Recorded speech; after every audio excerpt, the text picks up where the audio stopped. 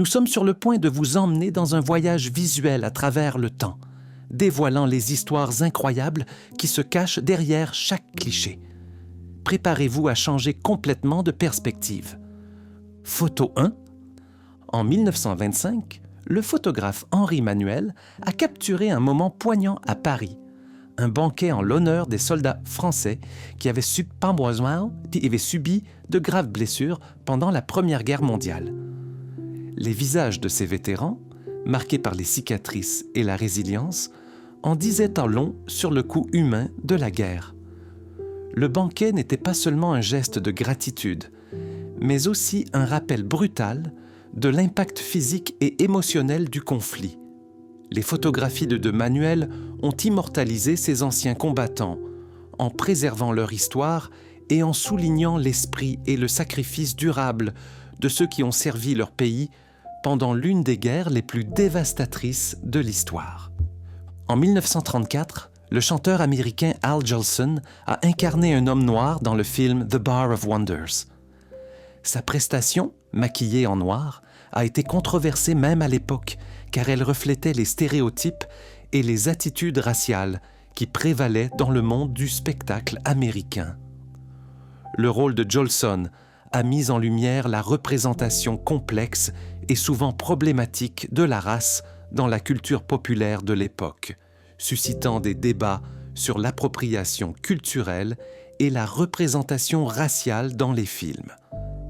Malgré son importance historique dans les débuts du cinéma, le portrait de Jolson reste un symbole controversé de l'insensibilité raciale et de la lutte permanente pour une représentation authentique et respectueuse dans les médias. À Berlin, en 1925, le Dr Heinz a introduit un traitement de rajeunissement controversé impliquant des injections de fluides extraits de lièvres vivants. Cette thérapie non conventionnelle, associée à des rayons ultraviolets et à la gymnastique, visait à promouvoir la jeunesse et la vitalité. Malgré le scepticisme de la communauté médicale, le traitement a suscité l'intérêt du public et souligné la fascination de l'époque pour les nouvelles approches en matière de santé et de bien-être. L'expérience du Dr Heinz reflète la recherche de solutions médicales innovantes au début du XXe siècle, dans un contexte d'exploration scientifique et de curiosité sociétale pour les possibilités de rajeunissement et de longévité. En 1921, un vétéran aveugle de la Première Guerre mondiale célèbre son mariage. Dans le contexte du redressement de l'après-guerre, cette union symbolise la résilience et l'espoir dans l'adversité. L'engagement du couple incarne l'esprit de persévérance et d'amour au milieu des cicatrices de la guerre, soulignant les défis et les triomphes auxquels sont confrontés les anciens combattants qui retournent à la vie civile. Leur histoire a trouvé un écho profond, reflétant la détermination d'une génération à se reconstruire et à trouver le bonheur malgré les ombres persistantes du conflit. Elle témoigne de la pérennité de l'esprit humain et de la capacité de l'amour à surmonter les épreuves. Rencontrez les peintres d'Eiffel. En 1932, une équipe de peintres entreprend la tâche monumentale de rafraîchir la tour Eiffel. En escaladant sa structure emblématique, ils ont méticuleusement appliqué des couches de peinture pour rajeunir sa charpente métallique et lui assurer une splendeur durable dans le ciel de Paris. Cet exploit routinier mais audacieux a non seulement permis de préserver la merveille architecturale de Gustave Eiffel, mais a également symbolisé l'engagement de la France à préserver le patrimoine culturel dans le contexte de la modernisation. En 1939, la France a connu sa dernière exécution publique par guillotine. Au milieu d'une foule sombre, la lame tombe pour la dernière fois, marquant la fin d'une ère qui a longtemps symbolisé la justice et la terreur. Cet événement a marqué le passage à des méthodes plus privées et plus humaines de punition capitale, reflétant l'évolution des valeurs sociétales et des sensibilités à l'égard du spectacle public. Le 17 avril 1943, le garde-côte américain Spencer a remporté une victoire historique en détruisant le sous-marin nazi U-175. ce moment crucial de la Seconde Guerre mondiale s'est déroulé pendant la bataille de l'Atlantique, une campagne cruciale pour le contrôle des voies d'approvisionnement. L'engagement réussi du Spencer a non seulement permis de protéger les convois alliés, mais a également souligné le courage et la détermination des forces américaines dans la lutte contre les sous-marins allemands. L'incident a mis en lumière le rôle essentiel des navires des gardes-côtes dans la guerre maritime, contribuant de manière significative à la victoire finale des Alliés sur le théâtre de l'Atlantique. Le gadget était le nom de code de la première bombe atomique testée le 16 juillet 1945 dans le désert du Nouveau-Mexique dans le cadre du projet Manhattan. Cet événement a marqué un tournant dans l'histoire de l'humanité, mettant en évidence l'immense puissance de la technologie nucléaire. L'explosion réussie du gadget a ouvert la voie à l'utilisation ultérieure de bombes atomiques sur Hiroshima et Nagasaki, accélérant ainsi la fin de la Seconde Guerre mondiale. Elle a également marqué le début de l'ère nucléaire, façonnant la politique mondiale et la dynamique de la sécurité pour les décennies à venir, tout en soulevant de profondes questions éthiques sur l'utilisation et le contrôle des armes nucléaires. Dans un moment émouvant, inscrit dans la lappe qui est dans l'histoire, Freddie McIntosh, 8 ans, est photographié portant une combinaison de protection solaire. Sa peau délicate, au lit sensible à la lumière du jour, en raison d'une maladie, nécessitait des soins et une protection particuliers. Cette image poignante reflète les défis auxquels sont confrontées les personnes dont l'état de santé affecte la tolérance de leur peau à la lumière du soleil. Elle souligne également l'importance de l'innovation et de l'adaptation dans le domaine des soins de santé, afin d'améliorer la qualité de vie des personnes ayant des besoins particuliers. L'histoire de Freddie McIntosh nous rappelle que la résilience et l'esprit humain permettent de surmonter l'adversité grâce à des solutions pratiques et à des soins empreints de compassion.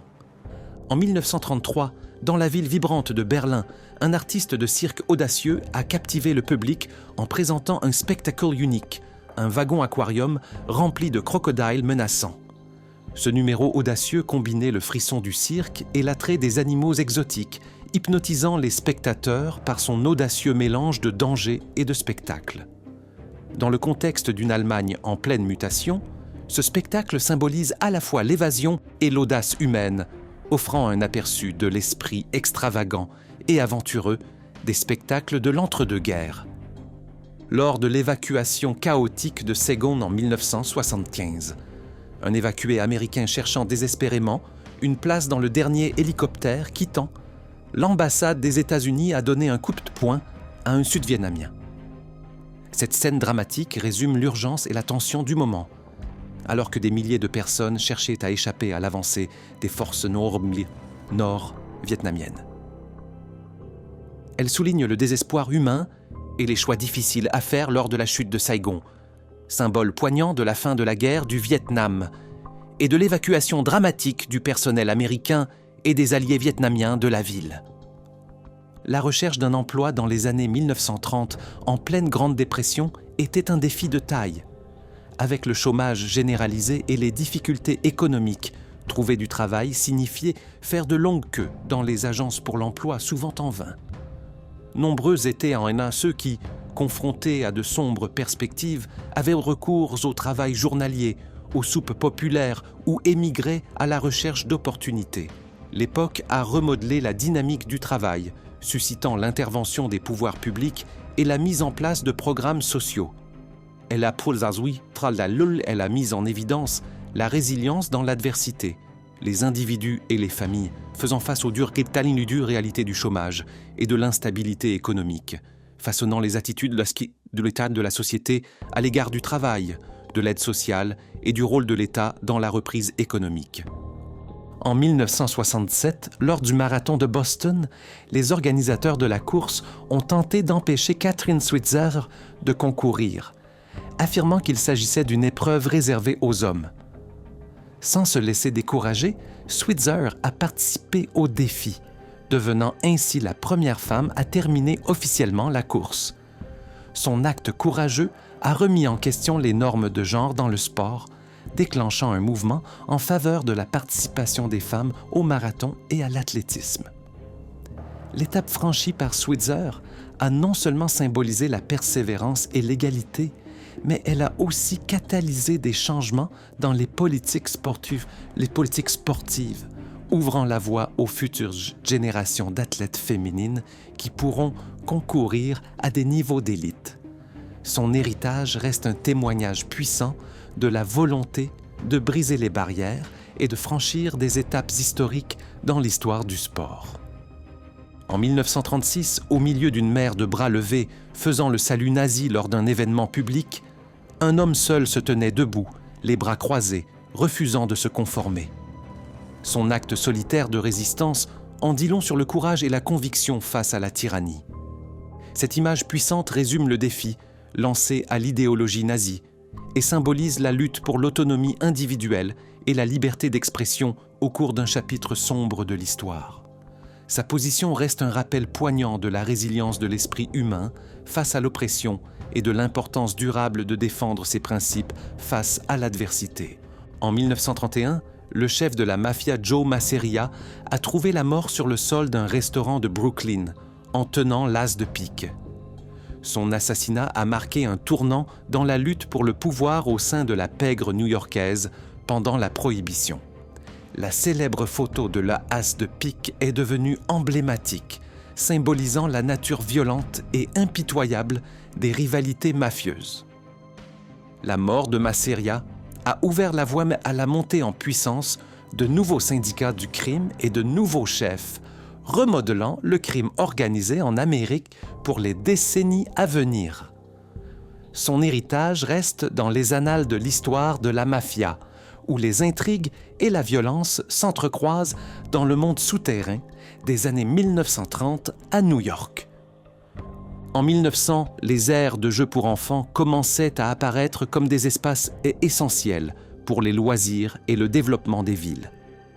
Ces aires de jeux visaient à fournir des environnements sûrs où les enfants pouvaient en jouer librement et acquérir des compétences sociales grâce à l'interaction.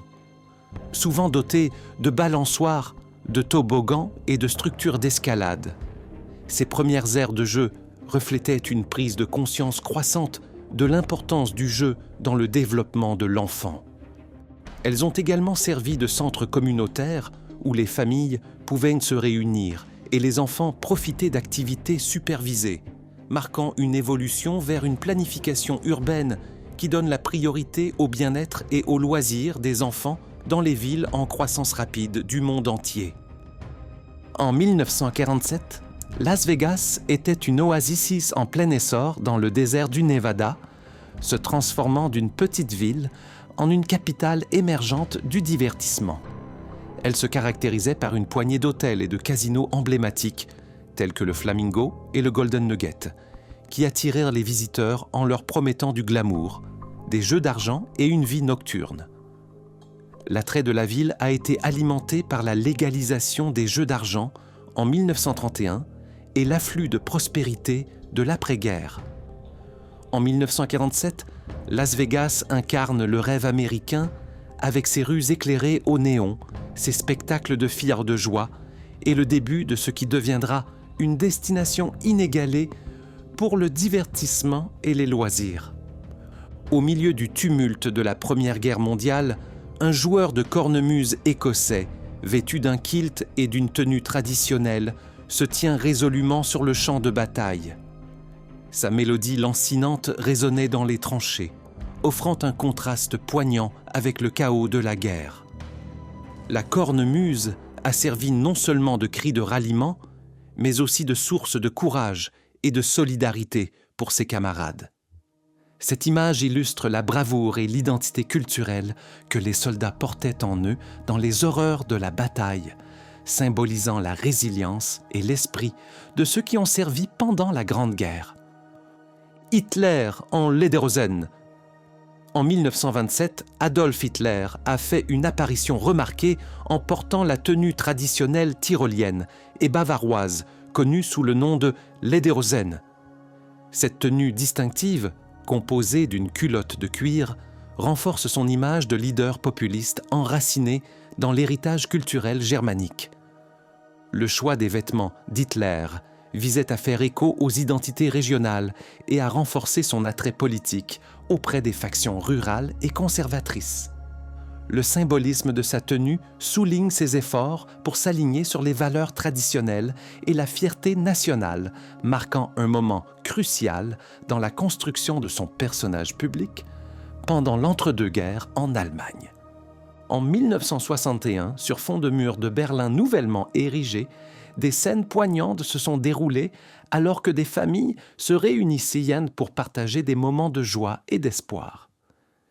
Malgré la présence redoutable de la barrière, les proches ont trouvé des moyens de se rapprocher, en élevant des nouveau-nés au-dessus du mur pour que les parents de l'autre côté puissent les voir. Ces gestes émouvants soulignent le profond désir humain de connexion et d'unité au milieu de la division et de la séparation politique. Les images de bébés tenus en l'air sont devenues des symboles de résilience et d'amour, transcendant les frontières physiques et idéologiques imposées par l'ère de la guerre froide. En 1898, le bonhomme Michelin fait son apparition sous la forme d'un personnage charmant et robuste, entièrement constitué de pneus. Créé par les frères Michelin, André et Édouard, cette mascotte emblématique a été conçue à l'origine pour représenter la durabilité et la fiabilité des pneus Michelin. Avec son apparence joviale et son physique distinctif fait de pneus empilés, Bibendum est rapidement devenu un symbole apprécié de la qualité et de l'innovation dans l'industrie automobile. Au fil des décennies, il est passé d'un simple personnage publicitaire à une icône culturelle reconnue dans le monde entier pour son rôle dans la promotion des produits Michelin et la mise en valeur de leurs performances et de leur sécurité. En 1913, dans les rues animées de l'Amérique urbaine, les enfants messagers à vélo jouaient un rôle essentiel dans la livraison rapide et efficace des messages et des colis. Ces jeunes cyclistes, souvent équipés de bicyclettes adaptées au transport de marchandises, se frayaient un chemin dans les rues, les rues bondées des villes, avec agilité et détermination.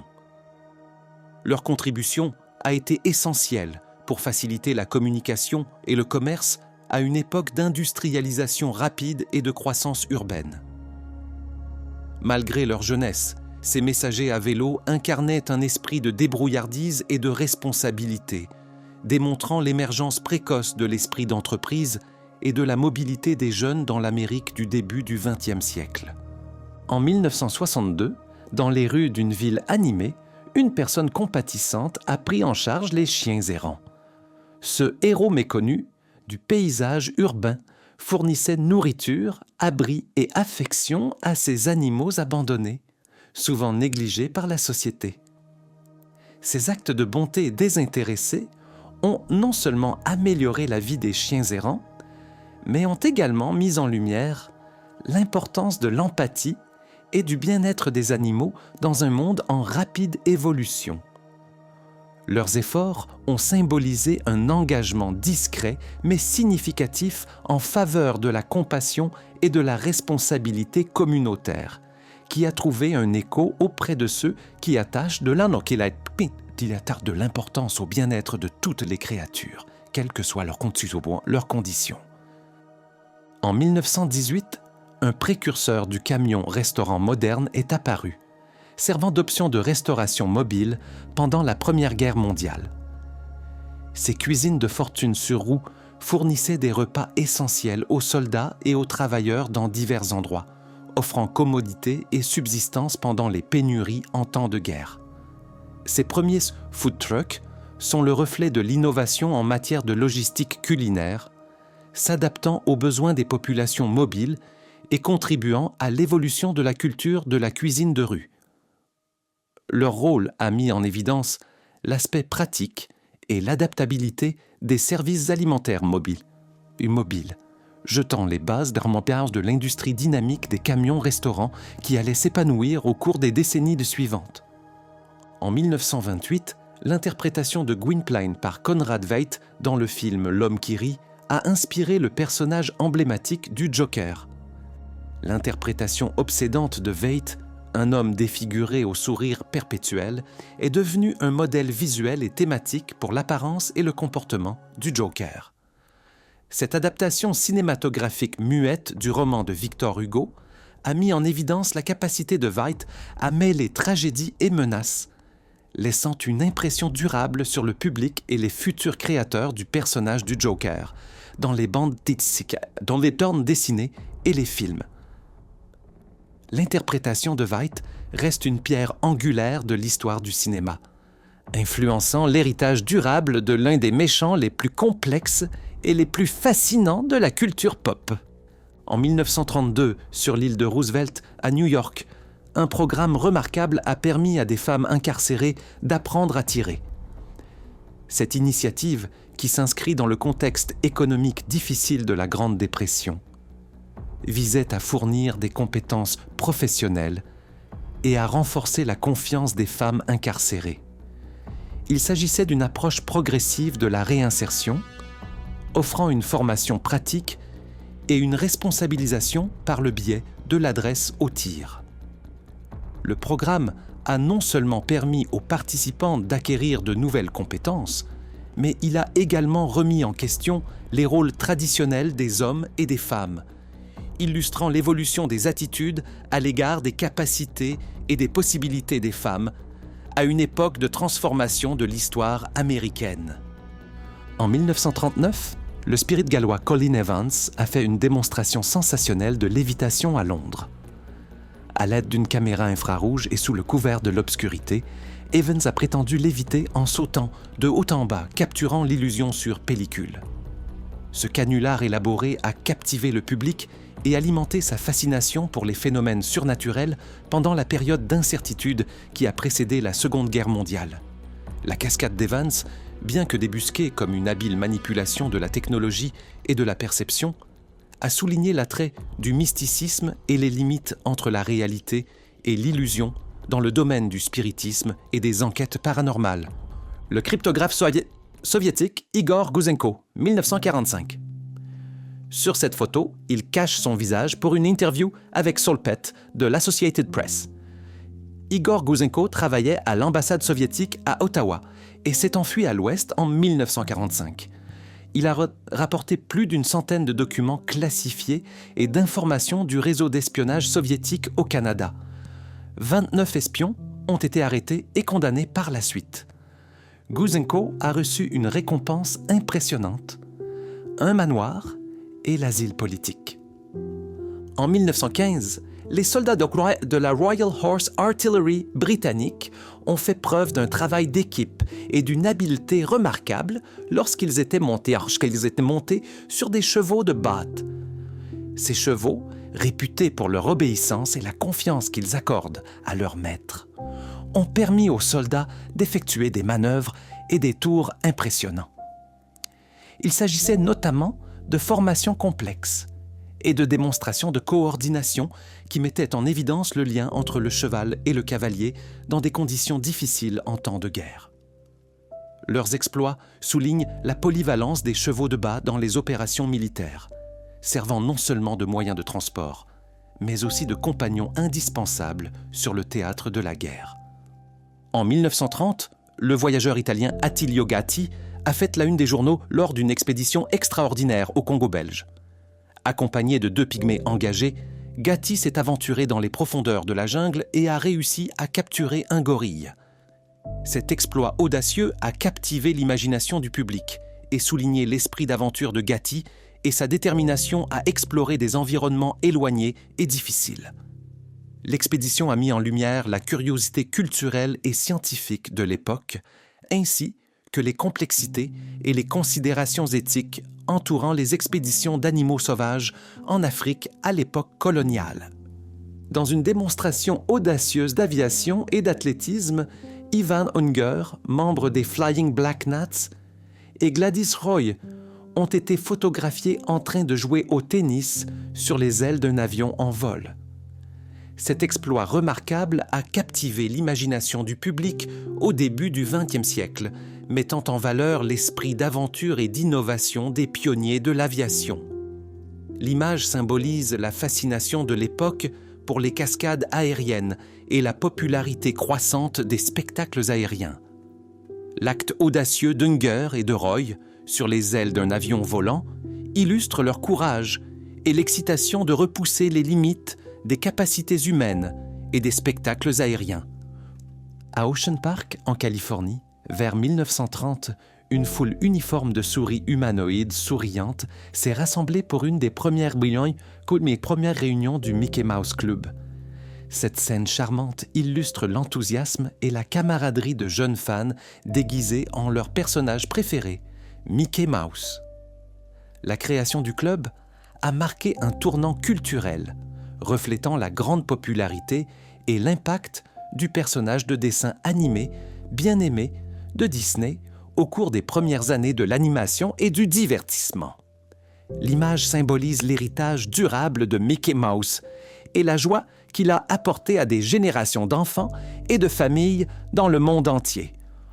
Dans un exploit historique de l'aviation, le commandant Richard Byrd, paré d'un casque et d'un masque en cuir spécialement conçus, s'est embarqué pour un vol audacieux au-dessus du pôle Nord le 9 mai 1926.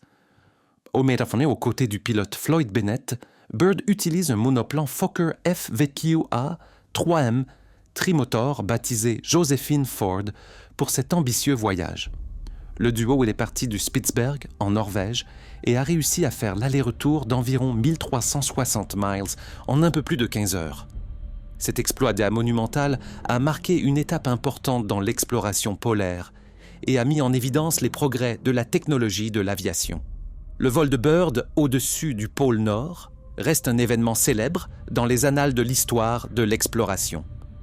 Pendant la Seconde Guerre mondiale, dans les années 1940, 2 GI afro-américains ont posé avec des obus d'artillerie personnalisés, humoristiquement surnommés Easter eggs for Hitler, œufs de Pâques pour Hitler, capturant un moment de légèreté au milieu des sombres réalités de la guerre.